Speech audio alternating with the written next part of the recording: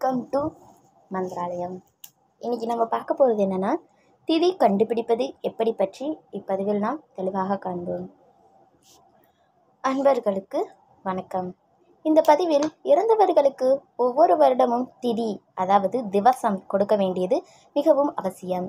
இறந்தவர்களுக்கு திதிதான் கணக்கில் கொள்ள வேண்டும். பிறந்தவர்களுக்கு நட்சத்திரத்தை பார், இறந்தவர்களுக்கு திதியை பார் என்று கூறுகிறது சாஸ்திரம். சரி, இறந்தவர்களுக்கு திதி எப்படி பார்ப்பது? ஒருவர் ஏதோ ஒரு தேதியில், தமிழ் மாதம் ஏதோ ஒரு தேதியில் இறந்திருக்கலாம். அது கணக்கு கிடையாது.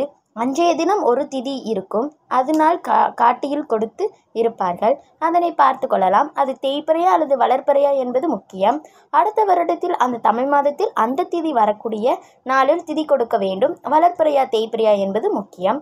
வளர்பிறையில் இறந்தால் வளர்பிறை திதி, தேய்பிறையில் இறந்தால் தேய்பிறை திதி.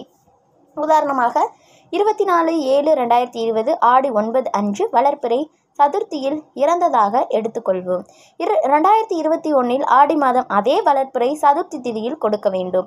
ஆடி மாதம் 27/8/2021 வரும். இங்கு தேதி முக்கியமில்லை, திதிதான் முக்கியம். எந்த திதியில் இறந்தார்களோ அதே திதியில் கொடுக்க வேண்டும். அடுத்ததாக மாந்திரீக காவியம். ஆதி சித்தர் என்றும் முதல் சித்தர் என்றும் சித்தருக்கெல்லாம் குரு என்றும் சிவபெருமானை குறிப்பிடார்.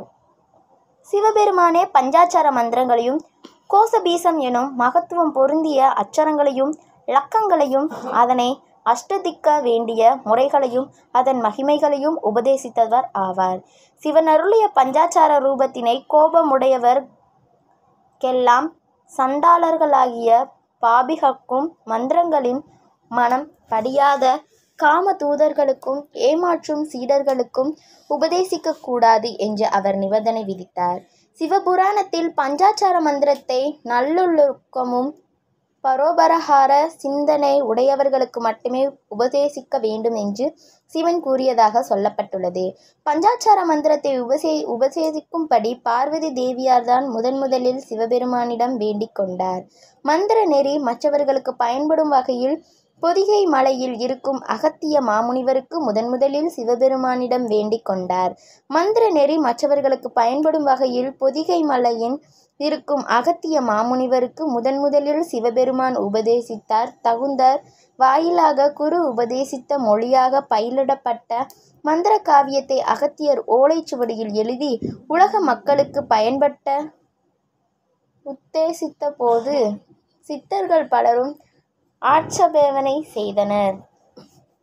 ஆயினும் அகத்தியர் அவர்களின் எதிர்ப்பையும் மீறி எழுதி முடித்த போது மந்திர இரகசியங்களை வெளியிட முயற்சிமையில் அவர் இயற்றிய மந்திரக்காவியம் மறைதொழியட்டும் என சித்தர்கள் சாபமிட்டு சென்றனர். அகத்திய மாமுனிவர் மீண்டும் இறைவனை பணிந்து உலக மக்களின் நலன் கருதியே நாம் அவ்வாறு எழுதியதாக விளக்கம் அளிக்க இறைவன் சாபம் போக்கினார். சித்தர்கள் சாபத்தினாலோ என்னவோ அகத்தியர் எழுதிய பெருநூல் காவியமும் ஞான காவியம், புராண காவியம், மாந்திரீக காவியம், லட்சண காவியம் எனும் 5 காவியங்களில் மாந்திரீக காவியம் மறைக்கப்பட்டு வைத்திய காவியம் சேர்த்து கொள்ளப்பட்டது.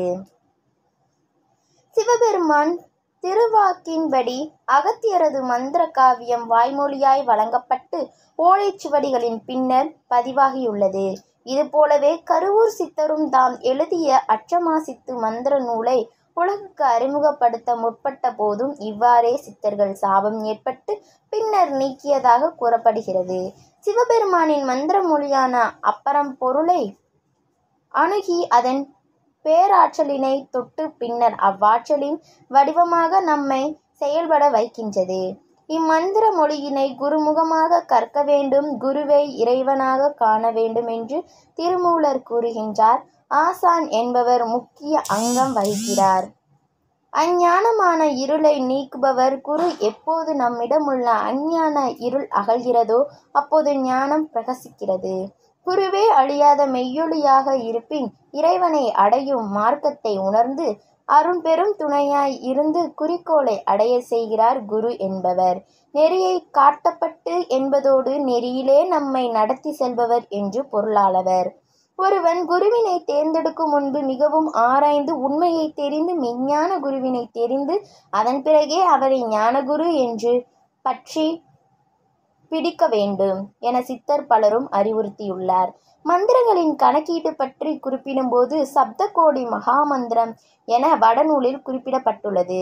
ஓரெழுத்தினுடைய மந்திரங்கள் பிண்டம் என்றும், ஈரெழுத்தினுடைய மந்திரங்கள் கர்த்தரி என்றும், 3 எழுத்து முதல் 9 எழுத்து வரையுள்ள மந்திரங்கள் பீசம் என்றும், 10 முதல் 20 வரையுள்ளவை மந்திரம் என்றும், 20க்கும் மேற்பட்டவை மாலா மந்திரம் என்றும் வகைப்படுத்தப்பட்டுள்ளது.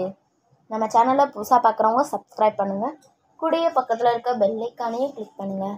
என்றும் அன்புடன். நன்றி, வணக்கம்.